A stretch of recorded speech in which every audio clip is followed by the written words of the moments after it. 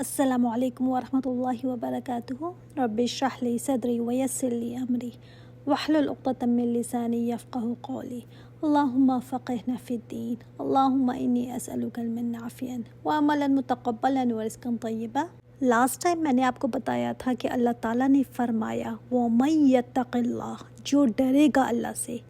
تقویٰ کیا چیز ہے؟ بار بار تقویٰ کی بات آئی ہے نا، تو تقویٰ کے ثمرات میں نے آپ کو بتائے تھے۔ اللہ تعالیٰ نے بتایا کہ جو تقویٰ اختیار کرے گا اللہ تعالیٰ اس کے لیے مشکلوں سے نکلنے کا راستہ بنا ہی دیتا ہے۔ جو کوئی ڈرتا رہے گا نا کہ مجھ سے یہ نافرمانی کا کام نہ ہو جائے، یا اس کی ناراضگی سے بچنے والا ہوگا کہ میں یہ نہیں کروں گا، اللہ تعالیٰ اس کو تمام مسئلوں سے، اس کی پریشانیوں سے نکال ہی دے گا، وے آؤٹ دے دے گا، اس کو راستہ بنا دے گا اس کے لیے۔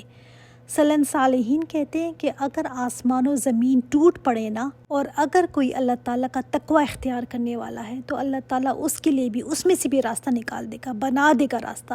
یعنی کوئی اس قدر پریشانی میں ہے، اتنی بڑی مشکل میں ہے، لیکن اگر اس کے اندر تقویٰ ہے نا تو اللہ تعالیٰ اس کے لیے راستہ نکال دیتا ہے۔ وَيَرْزُقْهُ مَن يَحْسُو لَا يَحْتَسِبُ، یہ اتنی بڑی بات ہے نا۔ مسند احمد کی حدیث ہے کہ آپ صلی اللہ علیہ وآلہ وسلم کے پاس ابو ذر ایک دفعہ بیٹھے ہوئے تھے، تو فرماتے ہیں کہ آپ صلی اللہ علیہ وآلہ وسلم نے اس آیت کی تلاوت فرمائی۔ پھر فرمایا، اے ابو ذر، اگر تمام لوگ صرف اس ایک بات کو لے لینا تو کافی ہے، یہ صرف اس ایک بات کو۔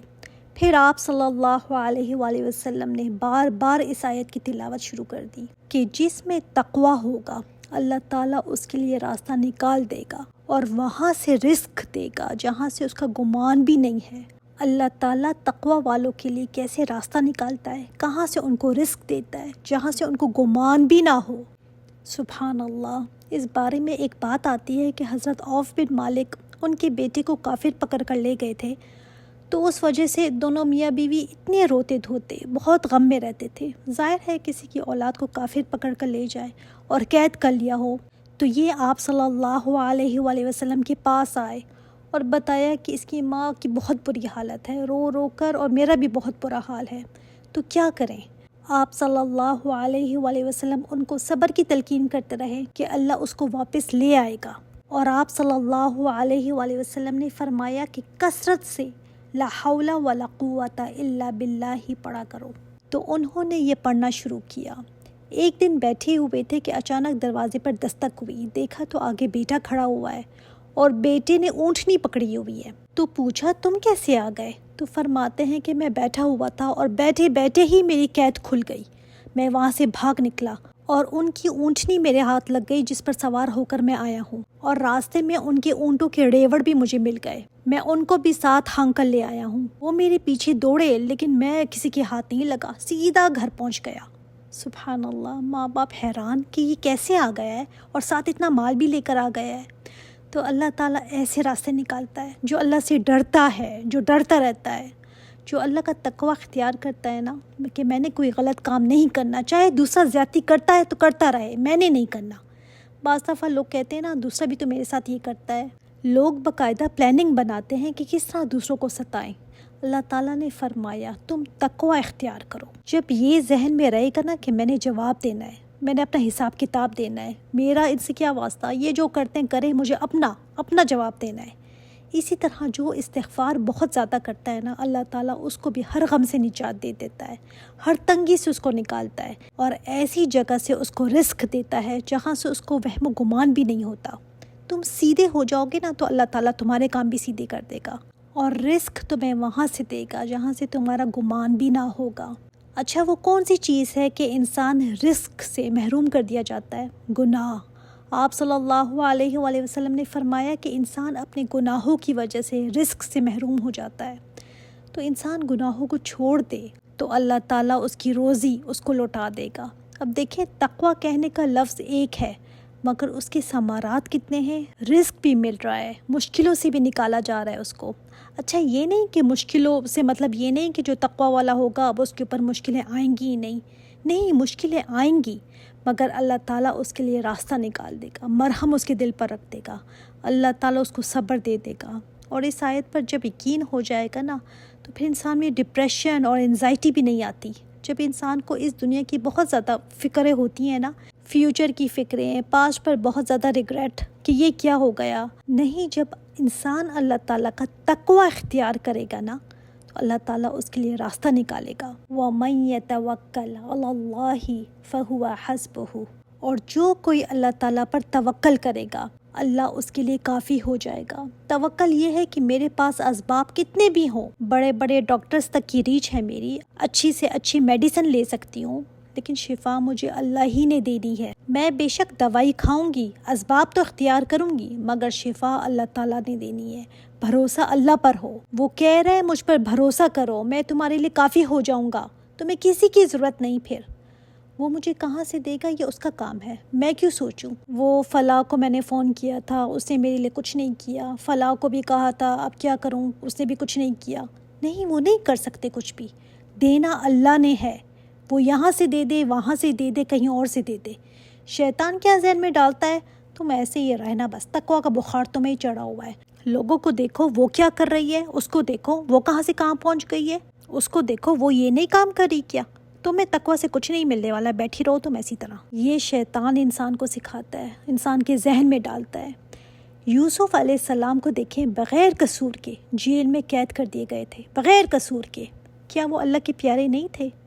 ان کا خود کہا ہے کہ زندوں کا قبرستان ہے جیل. تو اللہ تعالیٰ نے ان کو کیسے وہاں سے نکالا، قید سے رہائی بھی دی، پھر عزت بھی دی اور حاکم بھی بنایا. تو اس آیت کے ذریعے سے اللہ تعالیٰ سے مانگیں کہ اللہ میرے لیے بھی کوئی راستہ نکال، مجھے بھی اس مشکل سے نکال. وہ وہاں سے دے گا جہاں سے گمان بھی نہیں ہوگا. اور مایوس نہ ہو کبھی بھی، کیونکہ شیطان مایوسی میں نا انسان کو دھکیلتا ہے. وہ رب العالمین جب کہہ رہا ہے مجھ پر بھروسہ کرو، میں تمہارے لیے کافی ہو جاؤں گا، تو جس کے ساتھ وہ رب العالمین ہو جائے، کیا اسے کسی اور کی ضرورت ہے؟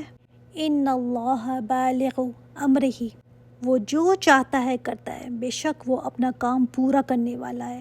اس نے تو صرف کن کہنا ہے اور کام نے ہو جانا ہے. تو جو اللہ سے ڈرتا رہے گا نا، اللہ تعالیٰ کیسے اس کے لیے راستہ آسان کر دے گا. اور جو توکل کرے گا، اپنی کوشش پوری کرنے کے بعد ہاتھ پر ہاتھ دھرے نہیں بیٹھے رہنا. آپ ڈاکٹر کے پاس جائیں گے بھی، علاج بھی کروائیں گے، دوائی بھی کھائیں گے، اس کے بعد ذہن میں یہی ہو کہ اللہ تو نے شفا دینی ہے. نہ دوا کھانے سے کچھ ہوگا، نہ علاج کرانے سے، تو ہی مجھے شفا دے گا. میں یہاں سے اٹھ نہیں سکتی جب تک تو نہیں چاہے گا. میں اپنے گھر کے اوپر والے پورشن میں نہیں جا سکتی جب تک تو نہیں چاہے گا. اصل میں یہ کیا ہے؟ لا حول ولا قوت الا باللہ، کہ میری کوئی قوت طاقت ہے ہی نہیں، تو چاہے گا تو ہوگا. آپ صلی اللہ علیہ وآلہ وسلم نے فرمایا نا کہ تم اللہ پر ایسے توکل کرو جس طرح سے توکل کرنے کا حق ہے. وہ تمہیں بھی ایسے ہی کھلائے گا جیسے اللہ تعالیٰ پرندوں کو کھلاتا ہے، کہ وہ خالی پیٹ صبح کو نکلتے ہیں اور شام کو پیٹ بھر کر واپس آتے ہیں. ان کے پاس تو نہ کوئی اسٹوریج ہے. کبھی جب میں پرندوں کو باہر کھانا ڈالوں نا تو ذہن میں یہی آتا ہے کہ دیکھو اللہ نے کیسے میرے دل میں ڈالا. وہ پرندے تو اڑ رہے ہیں، کس کے دل میں ڈال کر ان پرندوں کو کھانا کھلا رہا ہے، وہ یہ اس کا کام ہے. یہ توکل نا ایمان کی زسٹ ہے. جہاں اللہ کی پہچان ہوگی نا، توکل کرنا اتنا ہی آسان ہوگا. جتنا نہیں پہچانے گا نا انسان، پھر یہی ذہن میں ہوگا کہ یہ کیوں نہیں ہوا، کیسے ہوگا، شک و شبہات آتے رہیں گے. دل بھی گھبرائے گا کہ پتہ نہیں اللہ کرے نہ کرے، میں ہی کچھ کر لوں. قد جعل اللہ لکل شیء قدرا، اللہ نے ہر چیز کا اندازہ رکھا ہوا ہے. ایسے نہیں کہ بہیپ ہزٹ کچھ بھی ہوتا جا رہا ہے. نہیں، تقدیر کیا چیز ہوتی ہے؟ کسی چیز کی مقدار کو متعین کرنا. اور اصل میں تقدیر پر ایمان لانا نا ہمارے اوپر فرض ہے. یہ اعتقاد رکھنا کہ اس نے ہر چیز کو لکھا ہوا ہے ایک جگہ پر. تقدیر اللہ کا علم ہے کہ فلاں چیز ہوگی، ایسے اس وقت پر ہوگی، اس کو اتنا ملے گا، اس کو اتنا ملے گا. اس آیت کو نا ورد کرتے رہیں، اس سے نا آپ کو بہت زیادہ ڈھارس ملے گی.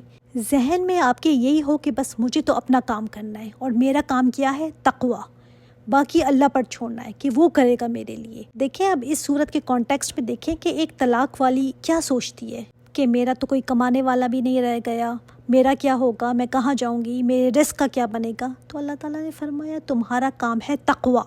رزق پہنچانا اللہ کا کام ہے. جہاں سے تمہارا گمان بھی نہیں ہوگا نا، اللہ وہاں سے نکالے گا تمہارے لیے راستے. اور تم توکل رکھو اللہ پر، اللہ تعالیٰ تمہارے لیے کافی ہو جائے گا. اللہ اکبر. اور کیا فرمایا؟ ان اللہ بالغ امرہ، وہ تو پورا کرنے والا ہے اپنے کام کو. جس چیز کا وہ ارادہ کرے گا نا کوئی چیز حائل نہیں ہو سکتی پھر اس کے کام میں۔ اب انسان جب یہ سنتا ہے نا تو سوچتا ہے کہ اچھا کب ہوگا پھر یہ، تو مطمئن رہو اللہ تعالیٰ نے ہر چیز کا اندازہ رکھا ہوا ہے، نہ کوئی چیز اس سے پہلے ہو سکتی ہے نہ بعد میں، اندازہ رکھا ہوا ہے اس نے ہر چیز کا، اپنے مطابق ہی ہوگی ہر چیز۔ کتنی تسلی ملتی ہے نا اس سے۔ یہ قرآن جو ہے نا سہارا ہے، کسی اور بک کی طرح نہیں ہے کہ بس پڑھ کر رکھ لیا، نہیں، سہارا ہے یہ سہارا۔ کون ایسی تسلی دے سکتا ہے، کون ایسے اپنے بندوں کو سمجھا سکتا ہے جیسے اللہ تعالیٰ نے سمجھایا ہے۔ اس زندگی کے گرم سر تھپیڑے میں نا اس کا سہارا لو، اس قرآن کا۔ لوگ کہتے ہیں ابھی پریشان ہوں، مشکل ہے، ابھی نہیں پڑھا جاتا، ابھی نہیں، تو یہی تو ٹائم ہے تمہارے پاس، اس مشکل ٹائم میں ہی تو پڑھو، اس کا سہارا لو۔ اور صرف اللہ تعالیٰ نے اس میں احکامات نہیں دیے ہوئے، ساتھ ہی ساتھ کیسا سامان دیا ہوا ہے، خود بخود دل میں آمادگی پیدا ہو جاتی ہے کہ میں نے یہ ماننا ہے، اللہ کے حکموں کو میں نے ماننا ہے۔ اس طرح سے اللہ تعالیٰ دل کو نرم کرتا ہے۔ لوگ کہتے ہیں ہم نہیں پڑھتے اس لیے کہ احکامات پر عمل نہیں کیا جاتا، تو اس لیے ہم پڑھتے ہی نہیں۔ تو یہ قرآن کا کام ہے، وہ دل کو آمادہ کرے گا، ایسا کر دے گا کہ عمل کرنا آسان ہو جائے گا۔ یہ ضروری نہیں ہوتا کہ اگر آپ کو کوئی حکم پتہ ہو تو اس پر آپ عمل بھی کرتے ہوں، نہیں، کس کو نہیں پتا کہ سچ بولنا ہے پھر بھی بڑے آرام سے جھوٹ بولتے ہیں، کس کو نہیں پتا کہ ایمانداری کے ساتھ رہنا ہے پھر بھی جہاں جہاں موقع ملتا ہے بے ایمانی کرتے ہیں۔ احکامات سب کو پتہ ہیں، لوگ اس لیے کہتے ہیں نا کہ سب پتہ ہے، بھئی ہمیں قرآن میں کیا ہے سب پتہ ہے، آپ ہمیں کیا سکھائیں گے، کیا بتائیں گے، تو واقعی ہاں سب کو پتہ ہے، بھلائی اور شر کی پہچان اللہ تعالیٰ نے اندر بھی رکھ دی ہے، لیکن آمادگی دل کی ہونا یہ الگ بات ہے۔ عمل کرنے پر دل آمادہ ہو جائے کہ میں نے یہ کرنا ہے، تو یہ آمادگی کہاں سے لاؤ گے؟ وہ پتہ ہونے سے نہیں آتی، انسان کو سیکھنے سے آتی ہے۔ اس لیے جب انسان قرآن کو چھوڑتا ہے نا، یا ایک دفعہ جب پڑھ لیا تھا تب تو عمل کر لیا تھا، اب جب قرآن چھوڑ دیا ہے تو پھر دل پر گرد بھی پڑ جاتی ہے۔ اب پتہ بھی ہے کہ کوئی چیز غلط ہے، لیکن نہیں، اسی ٹریک پر چلتے رہنا، دل اب آمادہ ہی نہیں ہوتا، ساتھ ساتھ شیطان بھی لگا ہوا ہے۔ اس لیے اس وار سے بچنے کے لیے قرآن کو مضبوطی سے تھامے رکھو۔ بہت ہی خوبصورت آیات ہیں، یہ انسان کے دل کو تھامتی ہیں۔ انشاءاللہ تعالیٰ نیکسٹ ٹائم دیکھیں گے طلاق کے کچھ اور احکامات۔ سبحانک اللہم و بحمدک، اشہد ان لا الہ الا انت، استغفرک و اتوب الیک۔ السلام علیکم ورحمۃ اللہ وبرکاتہ۔